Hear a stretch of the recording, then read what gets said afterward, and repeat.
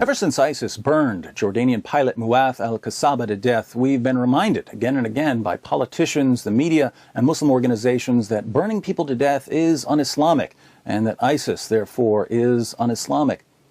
You may have noticed that the pundits who keep insisting that Islam forbids killing by fire won't actually quote the passage for us. They won't even give the reference. Why is that? Wouldn't it be nice to have a clear command from Allah or Muhammad handy so that we can throw it in the faces of extremists and discredit them in the eyes of Muslims around the world? Why not quote the passage for us? The reason Islam's Western defenders won't show us where Islam condemns putting people to death by fire is that the passage in question contains Muhammad's standing orders to execute apostates, and it specifically says that apostates were burned to death by none other than Ali ibn Abi Talib, Muhammad's cousin and son-in-law and the fourth rightly guided caliph of Islam. It's a passage that promotes the very crimes our leaders have been assuring us have no place in Islam, so no one's going to quote it to you, except me. Sahih al-Bukhari, 6922. Some Zanautica, atheists, sort of, who had left Islam, were brought to Ali, and he burnt them. The news of this event reached Ibn Abbas, who said, "If I had been in his place, I would not have burnt them, as Allah's apostle forbade it, saying, 'Do not punish anybody with Allah's punishment, fire.' I would have killed them according to the statement of Allah's apostle, 'Whoever changed his Islamic religion, then kill him.'" What does Ibn Abbas mean when he says that he would have killed them according to the statement of Muhammad, "Whoever changed his Islamic religion, kill him"? He's referring to beheading, as we read in Malik's Muwatta. The Messenger of Allah said, "If someone changes his religion, then strike off his head." So the passage that tells Muslims not to kill apostates by burning them to death commands Muslims to kill apostates by chopping their heads off. Since it would be counterproductive to condemn ISIS by quoting a hadith that promotes the beheadings everyone's been using to condemn ISIS, the media do what they do best and give us a partial truth, the tiny part they want us to hear and not the part that proves what despicable liars they are. But the burning of apostates by Ali raises an obvious question. If Muhammad's followers knew that he said, "Do not punish anybody with Allah's punishment," why was the fourth rightly guided caliph, Muhammad's own son-in-law, the man who certainly wasn't ignorant of Muhammad's commands, burning apostates? One of the reasons is that Muslims are also commanded to follow Muhammad's example, and Muhammad was all too happy to punish people with fire. For instance, Muhammad had his followers torture a man named Kanana by lighting a fire on his chest. The apostle gave orders to Az-Zubair ibn al-Awwam, "Torture him until you extract what he has." So he kindled a fire with flint and steel on his chest until he was nearly dead. Then the apostle delivered him to Muhammad ibn Maslama, and he struck off his head in revenge for his brother Mahmud.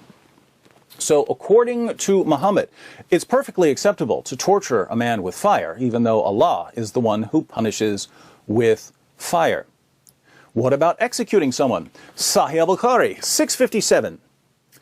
The Prophet said, "No salat, prayer, is more heavy for the hypocrites than the Fajr and the Isha prayers, and if they knew the reward for these salat at their respective times, they would certainly present themselves in the mosques, even if they had to crawl."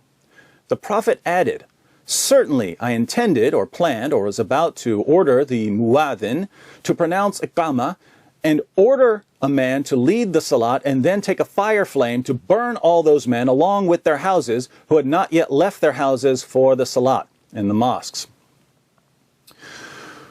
Why did Muhammad want to burn people to death in their houses for missing prayers? Because missing prayers was a way to identify hypocrites. Can you think of any other Muslims who kill people they regard as hypocrites? I sure can. But there's a much more straightforward reason for ISIS to execute a man by fire. The leaders of the Islamic State have modeled their approach after the apostate wars of Abu Bakr, Muhammad's father-in-law and closest companion, and the first of the rightly guided caliphs. When Muhammad died, many people left Islam or refused to submit to the central Islamic authority. Abu Bakr sent them a letter and an army. In the letter he said, I have sent to you someone at the head of an army. I ordered him not to fight anyone or to kill anyone until he has called him to the cause of God, so that those who respond to him and acknowledge him and renounce unbelief and do good works, my envoy shall accept him and help him to do right.